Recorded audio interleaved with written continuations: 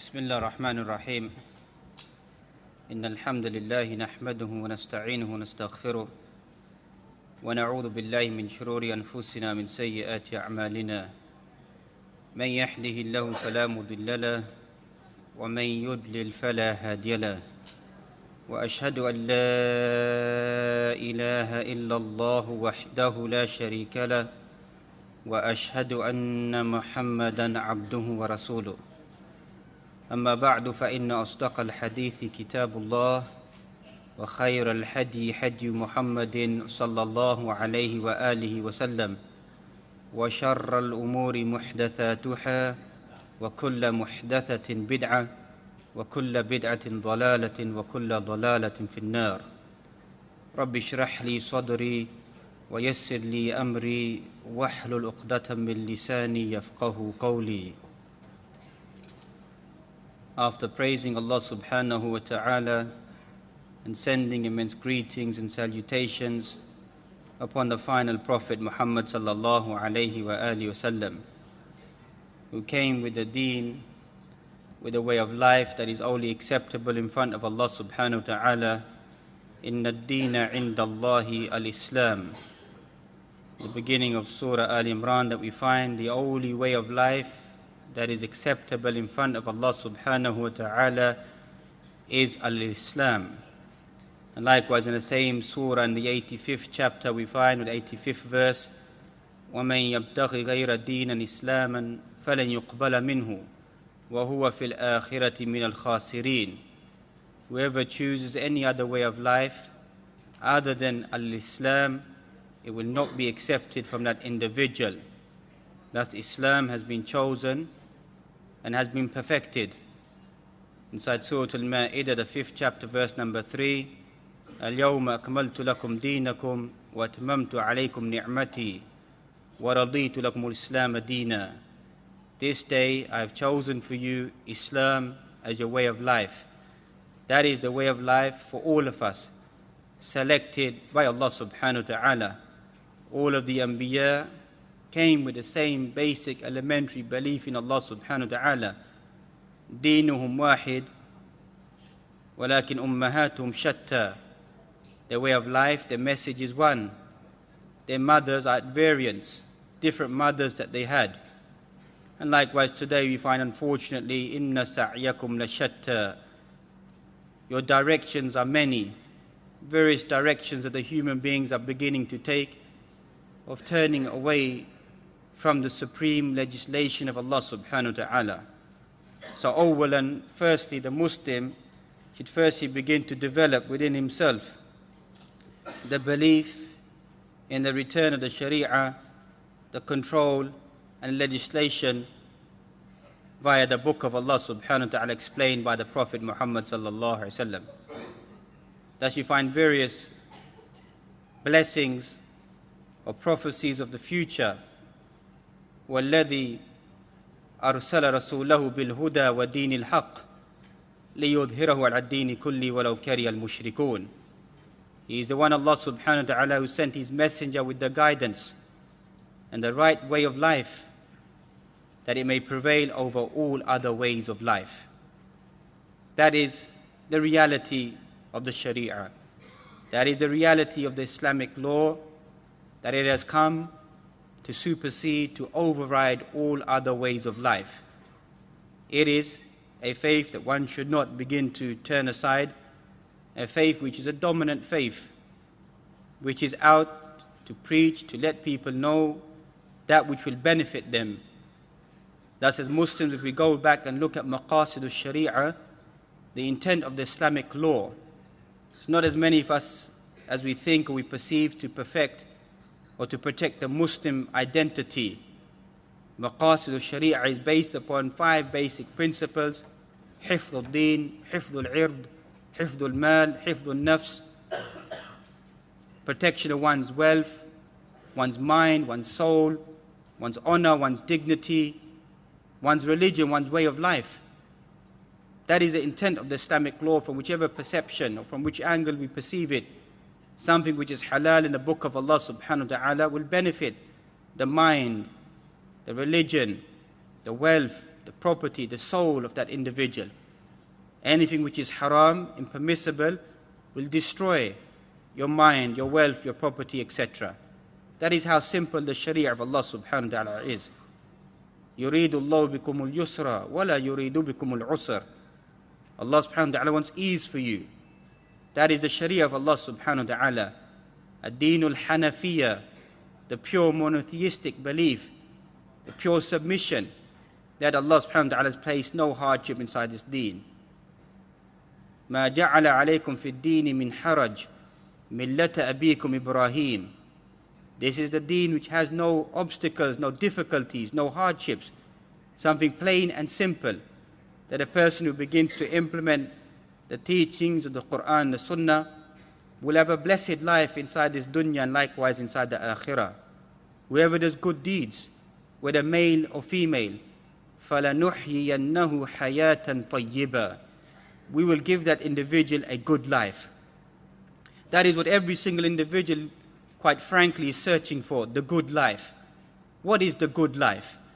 What is a good life that the Western world is trying to perceive upon us? That the so-called Sharia is barbaric. The so-called Sharia is medieval.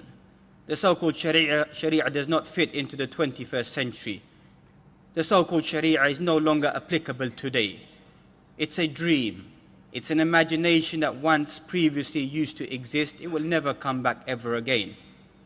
These are the slogans and the perceptions which have begun to infiltrate our minds and our hearts, that even the average Muslim begins to think that how will the Sharia be dominant once again? So the individual has to go back and understand the intent of the Islamic law. It's not barbaric. It has been placed there to preserve the human being, not to preserve the Muslim, the human being. Islam came to preserve the identity, the wealth, the belongings, the mind, the soul of every single human being, to take them out of the realms of the darknesses and bring them to the light of Allah subhanahu wa ta'ala.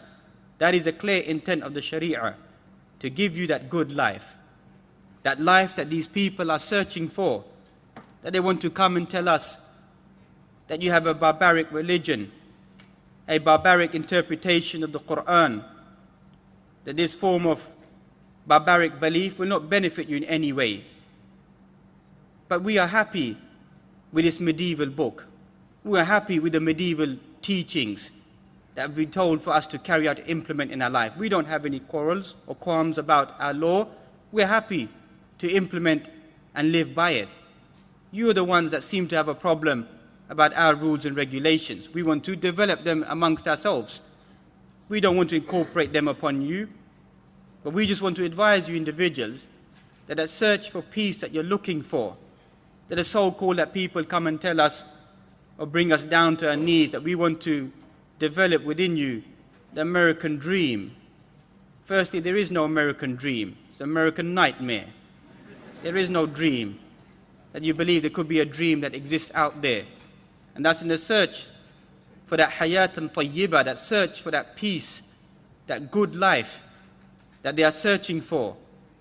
Their search for their good life begins to make them focus into all types of muharramat, all types of evil actions, all types of fawahish, till eventually they lose their senses, from moving from one law to another law, to what becomes illegal yesterday to what becomes legal today, from adults down to teenagers, from teenagers possibly down, may Allah forbid, down to children, because the likes and the desires and the temptations of the people is what concerns the average individual.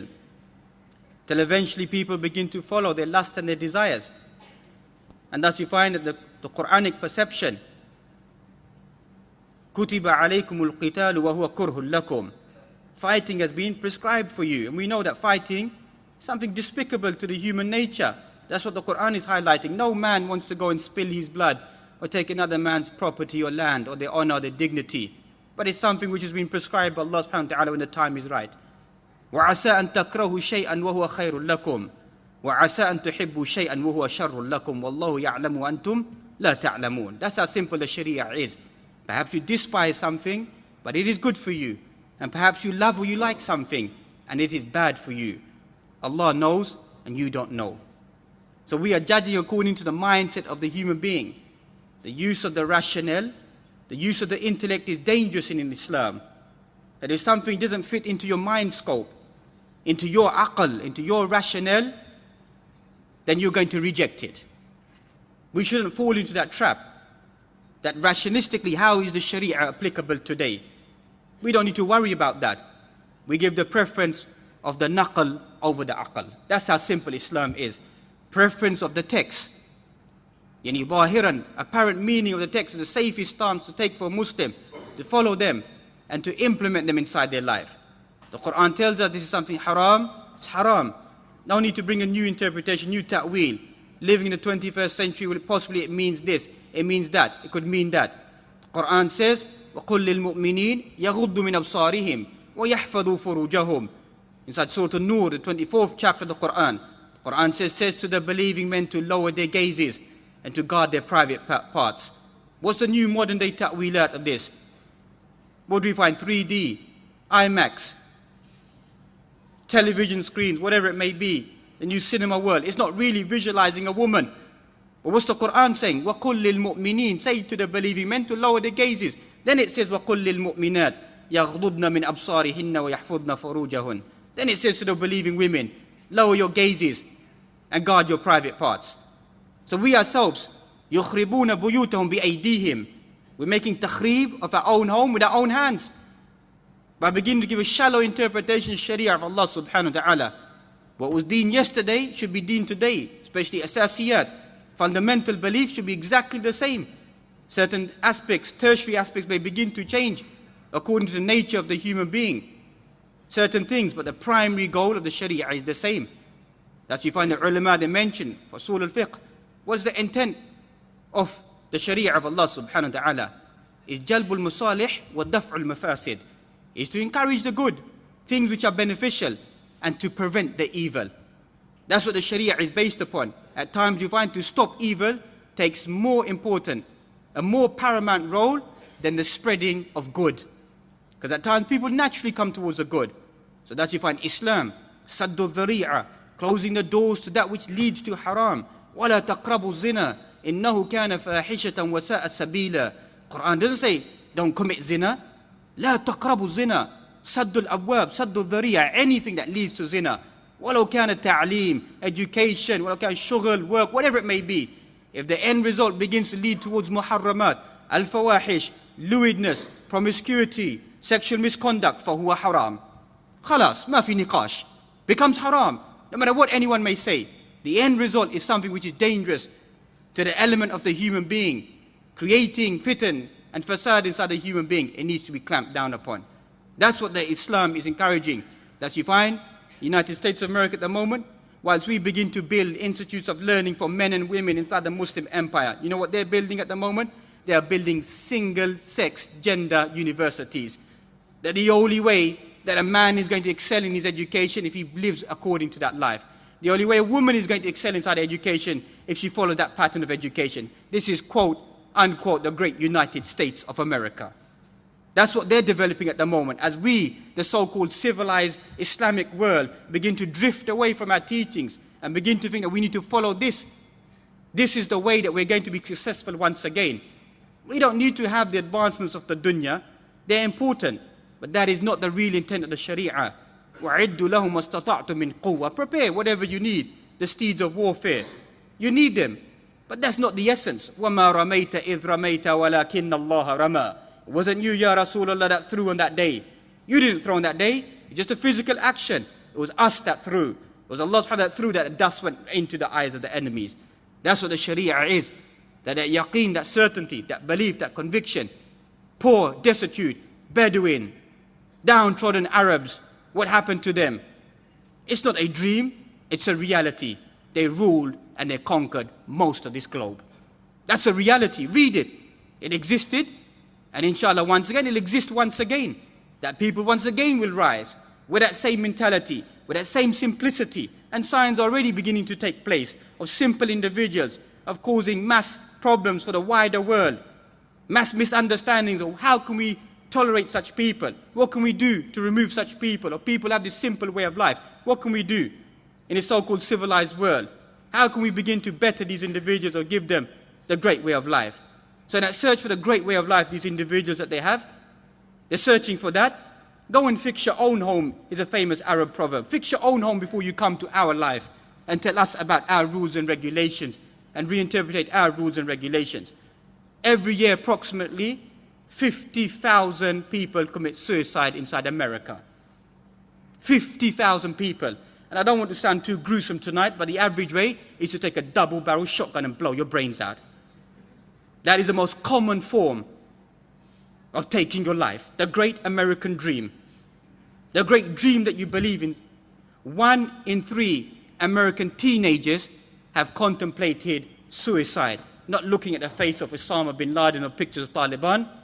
Maybe the pictures of Bush or somebody else. But 1 in 3 American teenagers have contemplated what? To commit suicide in their life. What's that got to do with me? What's that got to do with Islam? If this is supposed to be the great dream, the great life. Well, let's look at this country. Approximately 5,700 odd individuals committed suicide. In 1990 or so, they boasted these are the lowest figures since 1979. Boasting these are the lowest figures since 1979. 5,700 odd individuals have committed suicide, taken their lives. The Scandinavian countries, where you find the best, highest rate of living, of life. Even the prisons become a 5-star hotel for you. But yet you find you walk into work one day and you find, where's your colleague? Well, he's just gone to God, on his way. Wants to travel to God slightly early. Why? You possess everything that you have. Blonde-haired, blue-eyed, fair skin, a good job. It's all there, isn't it? So why have you made that journey to God? Did we compel you to make that journey to God? Did we force you? We're happy living in a mud house. We're happy picking up the food from the ground. We're happy eating it. We're happy using the water. We can't find water. We use the dust. And we offer our prayers. That's our life. That's how simple it is. So it looks like you're searching for that tranquility. You're searching for that peace. Ala bi dhikrillahi tatma'innul qulub. Indeed, the dhikr of Allah subhanahu wa ta'ala do hearts find that tranquility and that peace. The average population of this country coming up to 60 million plus. In my last reading, 21 million people in this country are taking antidepressant tablets. 21 million people are artificially happy. The government has moved from spending 160 million to 280 million pounds to give peace and tranquility and create happiness. 21 million people. Something to think about. So why should we be so worried about that the Sharia, as they try to say, is barbaric? The Sharia gives no contentment. The Sharia doesn't give a way of life, doesn't create stability. These are all doubts which are being thrown into our mind, into our hearts, to make us develop that there is no love of the Sharia, there is no Sharia. The Sharia is a medieval practice, the amputating of hands, the executions. Well, the death penalty still exists inside America at the moment in certain states. Gruesome way to die, to be tied up to an electric chair and to be electrocuted or to be injected. What are the forms of punishment inside the Sharia? Do you really think it's as these tabloids, junk mail that people read? Chop off a man's hand, amputate a man's hand because he stole a bottle of milk? You really think that the Sharia is so shallow? Is that what you really think? You claim to be intellectual individuals, barristers of law, Queen's Counsel, High Court judges you claim to be. Then read the Islamic law. The Islamic law also has a defense counsel, has a prosecution team, has the right for you to appeal, to reject, to present your evidence. And then after a long procedure, finally the judge may decide. After a long procedure, may decide to amputate your hand. It's not quite simply you stole a bottle of milk, as they try to perceive, and that's it. They decide to chop off the man's hand, decide to stone a man to death. No. It's a very, very long procedure. You find the amount of futile killings that take place inside one of the states of United States of America, in Chicago, just one state of the 52 blessed states that we find. The amount of futile killings that take place in 1 hour. That means the drug buyer, warlords going past, drug barons going past, shoot anybody they shoot. The amount of people that get killed in 1 hour in one state of America, and it's not going to South Africa, what takes place there in certain parts of South Africa or Cuba or Mexico or Pakistan as well now, what takes place there is equivalent to the amount of official executions that take place in Saudi Arabia in 1 year. Challenge that. Official execution in Saudi Arabia in 1 year is equivalent to the amount of futile killings of innocent people dying on the streets in gang war or shootings that take place. And you're trying to question the Sharia. You're trying to say the Sharia as a barbaric element. You can even to this day, no matter what takes place, what people may say about Saudi Arabia, you can leave your Lamborghini. Leave it with your keys inside there. Go to McDonald's, eat something, come back, go to read your prayers, come back and sit in your ride and go home. Try that over here outside. Not even your tire prints will be left behind.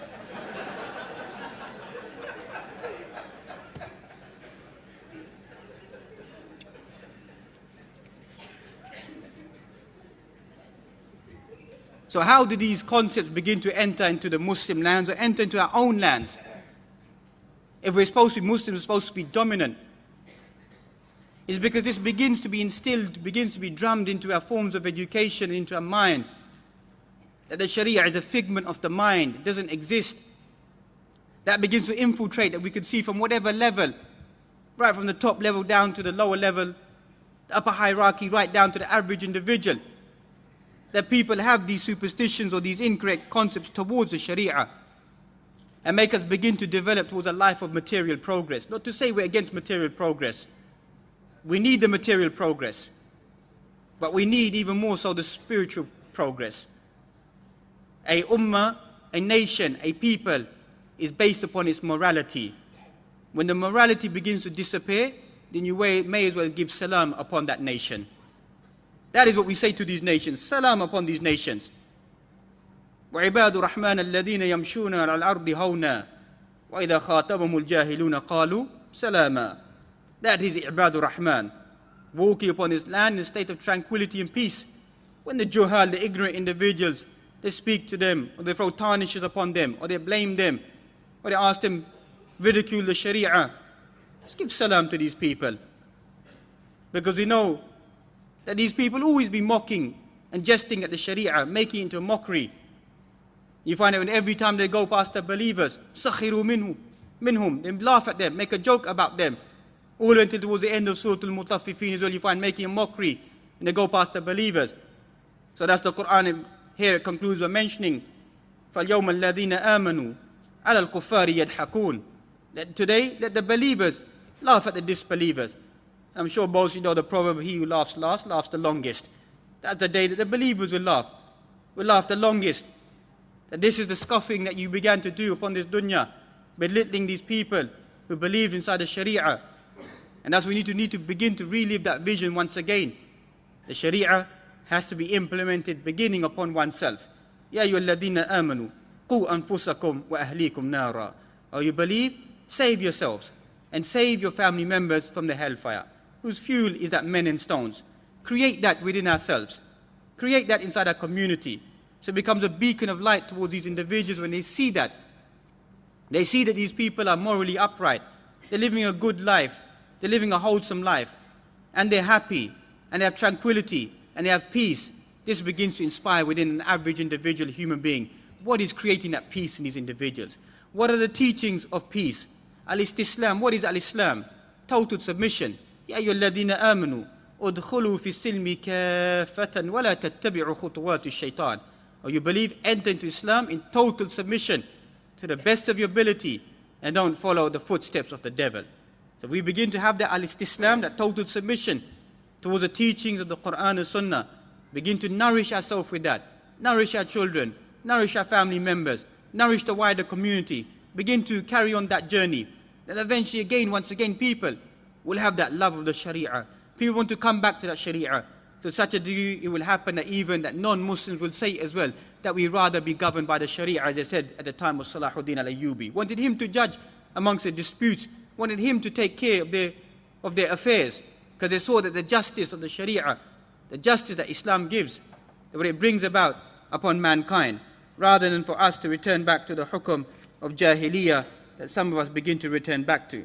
So Islam cannot accept any form of pre-Islamic any practices, either in its concept or in the modes of living which are derived from this concept. Either Islam will remain, or the beliefs of Jahiliyyah will remain. Islam cannot agree to a situation which is half Islam or half Jahiliyyah. So the new types of isms, the 236 isms that you find, that Islam and communism, Islam and socialism, Islam and materialism, Islam and this, it's not allowed. Islam, as we began with, is a pure way of life. Lakum dinukum waliya din. You have your deen, and we have our way of life. It's pure. You don't need to amalgamate the two. You don't need to mix the Sharia with all of these isms, with all of these thoughts and these concepts, to provide a better picture to these individuals of what Islam is.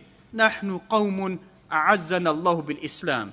We are a people that Allah subhanahu wa ta'ala gave us honor and dignity via al-Islam. You seek any other means of that dignity, that prestige, that honor, then you will be disgraced. وَلِلَّهِ الْعِزَّةُ وَلِرَسُولِهِ وَلِلْمُؤْمِنِينَ وَلَكِنَّ الْمُنَافِقِينَ لَا يَعْلَمُونَ. Glory, honor belongs to Allah subhanahu wa ta'ala, then His messenger, then to the believers, but most of the hypocrites don't understand this. And unfortunately we find so many around us selling their soul for a bowl of rice is what we find. The believer should know, every single Muslim should know inside their heart, have that dream, have that vision, that the sending of the Quran, a large portion of the Quran, those 500 so ayat, which exist inside the Quran, which ulama of ahkam al-Quran classifies thuluthul Quran, a third of the Quran. How can only 500 ayat be a third of the Quran when the Quran contains more than 6,000 ayat? Because those other ayat, they're repeated in nature.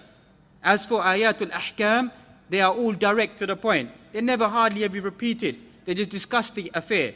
That's you find ulama wrote works of ahkam al-Quran, judging according to the Quran, legislation in the Quran, what's halal in the Quran, what's haram in the Quran, what is extracted from the Quran, how to judge according to the Quran, how to punish according to the Quran, and likewise using the Sunnah. وَأَنزَلْنَا إِلَيْكَ الذِّكْرَ لِتُبَيِّنَ لِلنَّاسِ مَا نُزِّلَ إِلَيْهِمْ وَلَعَلَّهُمْ يَتَفَكَّرُونَ. We sent down the dhikr upon you, Ya Rasulullah sallallahu alaihi wasallam, to explain to mankind that which has been sent down upon them. So he explained that where the person's hand, where should it be amputated from? Which part of the wrist should it be taken from? Some minor ikhtilafat exist amongst the fuqaha, from where exactly, from which part.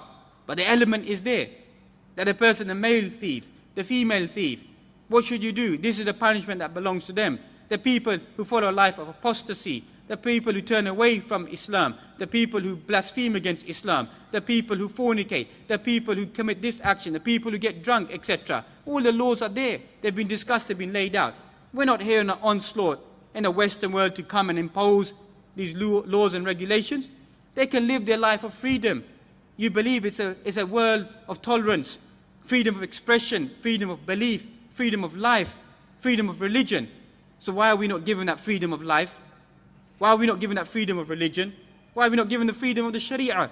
That which is, Allah subhanahu wa ta'ala has told us is best for us individuals inside this dunya and likewise inside the akhirah as well. So we think that these man-made laws will begin to benefit the human being. Man-made laws are good. The laws that we find around us, which are placed, which are fawaid al-amma, general benefits, got nothing to do with the deen of Allah subhanahu wa ta'ala. The use of the roads, the turuqat, the paths, the electricity, the gas, whatever it may be, whatever fundamental principles we have of the law of the land, which don't go against the Sharia of Allah subhanahu wa ta'ala. Muslims are observant of these qawaneen. Muslims are observant of them. We don't ever believe, annahum kuffar, disbelievers, na'khud amwalahum, naqtuluhum, we rob them, we kill them, we steal from them, we harm them because they're kuffar, disbelievers. La yajuz lil-mu'min. Not allowed for a Muslim to conduct himself in that manner. Not allowed for a Muslim to be treacherous in that type of manner. Shouldn't behave in that manner and should not let those thoughts slip into their mind. Those qawaneen, la yukhalif shari'atana, don't go against our sharia. فَعَلَى الْمُؤْمِنِ أَوَّلًا أَنْ يُطَبِّقْ هَذِهِ الْقَوَانِينَ. Firstly, the mu'min, the believer, should be the first one to follow those rules and regulations that don't go against the sharia. If they go against the sharia, there's a total different discussion. But many of the qawaneen, the rules and regulations around us, they're simple, of benefits that benefit everybody, that we should follow those and accept them. But people begin to get all excited, begin to take their placards, begin to take their effigies, begin to take their burning flags, and begin to say this and begin to say that. This is nothing but fasad. This is fasad, this is corruption. This is belittling the Sharia of Allah subhanahu wa ta'ala. Do you really think that the people believed inside the Sharia, the people had a strong tamassuk with sunnah, do you really think they'll be able to paint pictures of the Prophet Muhammad sallallahu alaihi wasallam? Do you really think they'll be able to write articles about him? Do you really think that? If we Muslims were dominant in our faith and sent out the right message of our faith, do you really think they would have the courage? Even now they don't have the courage. They don't have the courage to openly say what they want to say. What their mouths say is not as great. وَمَا تُخْفِي صُدُورُهُمْ أَكْبَرُ. What their hearts conceal is far greater. They have to control that. Because obviously they know that they cannot come out totally out in the open and blaspheme against al-Islam. So we should be wary about falling into the trap of the so-called civilized world, of beginning to take ourselves away from that belief and that conviction.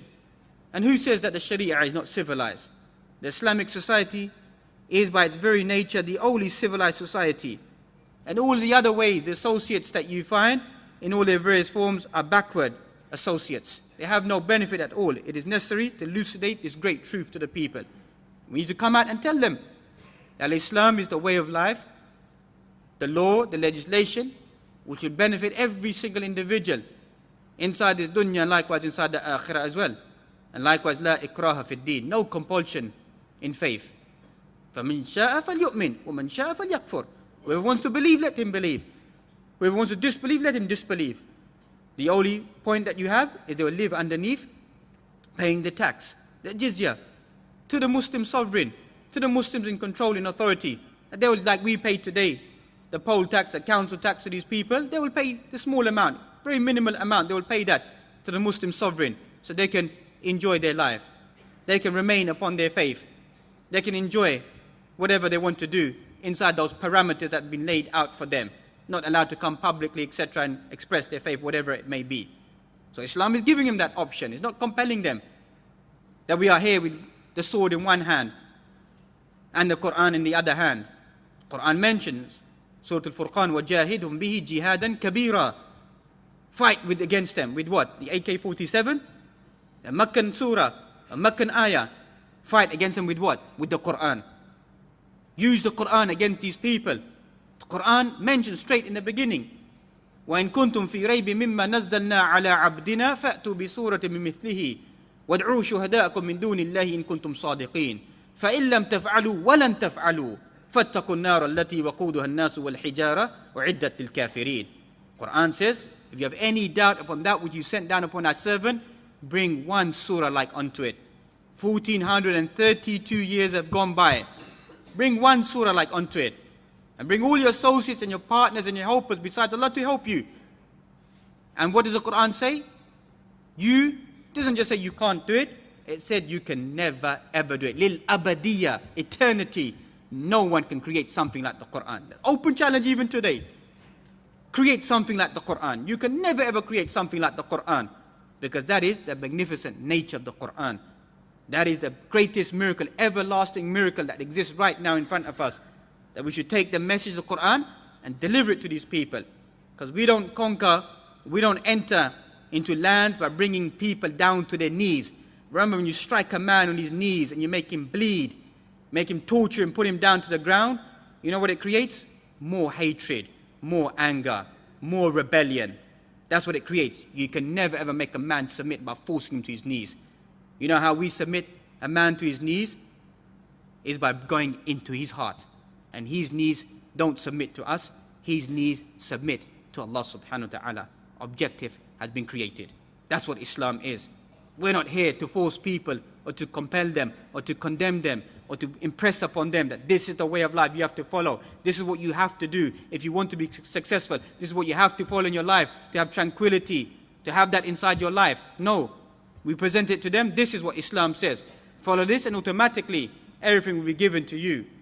وَلَوْ أَنَّ أَهْلُ الْقُرَىٰ آمَنُوا وَاتَّقَوْا لَفَتَحْنَا عَلَيْهِمْ بَرَكَاتًا مِّنَ السَّمَاءِ وَالْأَرْضِ. If the people of village, they believe, we'll rip open the heavens and the earth for them. These are the blessings of Allah subhanahu wa ta'ala. Because the Quran mentions, فَلْيَعْبُدُوا رَبَّ هَذَا الْبَيْتِ. Let them worship the Lord of this house. الَّذِي أَطْعَمَهُم مِّن جُوعٍ وَآمَنَهُم مِّن خَوْفٍ. The one who takes away their hunger and gives them peace and tranquility. That's how simple al-Islam is. You worship Allah subhanahu wa ta'ala, and He will change your state of affair from poverty, from hunger, the droughts we suffer in our lands, the hardships, the turmoil, the corruption. ظهر الفساد في البر والبحر بما كسبت أيدي الناس ليذيقهم بعد الذي عملوا لعلهم يرجعون. Fasad, corruption has appeared upon the land and the oceans, what man has done with his own hands. You may taste your own earnings, and you may return back to Allah subhanahu wa ta'ala. Likewise, the end of Surah At-Tawbah, أَوَلَا يَرَوْنَ أَنَّهُمْ يُفْتَنُونَ فِي كُلِّ عَامٍ مَرَّةً أَوْ مَرَّتَيْنِ ثُمَّ لَا يَتُوبُونَ وَلَا هُمْ يَذَّكَّرُونَ. Don't you people visualize? Don't you see? Once or twice in a year, we throw calamities and hardships upon you, that you may repent back to Allah subhanahu wa ta'ala, you may pay heed. That is the sending of the message of Allah subhanahu wa ta'ala. You begin to move away from the teachings of Quran and Sunnah. You begin to move away from the Sharia of Allah subhanahu wa ta'ala. Then unfortunately, it may sound very harsh and difficult, but calamities and difficulties will begin to take place upon this Muslim ummah. And the only way for them to return back is to return back. حَتَّى تَرْجِعُوا إِلَى دِينِكُمْ. You turn back to your deen in every form, in every manner, to implement that to the best of your ability. To conclude with one of the mufakkirun, one of the thinkers who wrote these words about the Sharia, and that can be your homework to go and discover who the words of this individual was. We need not rationalize Islam to them, need not appease their desires and distorted concepts. We will be extremely outspoken with them. The ignorance in which you are living makes you impure, and Allah wants to purify you. The customs which you follow are defiling, and Allah wants to cleanse you. The life you are living is low, and Allah wants to uplift you. The condition which you are in is troublesome, depressing and base, and Allah wants to give you ease, mercy and goodness. Allah will change your concepts, your modes of living, and your values, will raise you to another life, so that you will look upon the life you are now living with disgust, will show you modes of living, such that you will look upon all other modes, whether Eastern or Western, with contempt, and will introduce you to values such that you will look upon all current values in the world with disdain. And if because of the sorry state you are in, you cannot see the true picture of the Islamic life, since your enemies, the enemies of this religion, are all united against the establishment of this way of life, against its taking a practical form, then let us show it to you and thank Allah its picture is in our hearts, seen through the windows of our Quran, of our Sharia, of our history, of our concept of the future whose coming we do not doubt.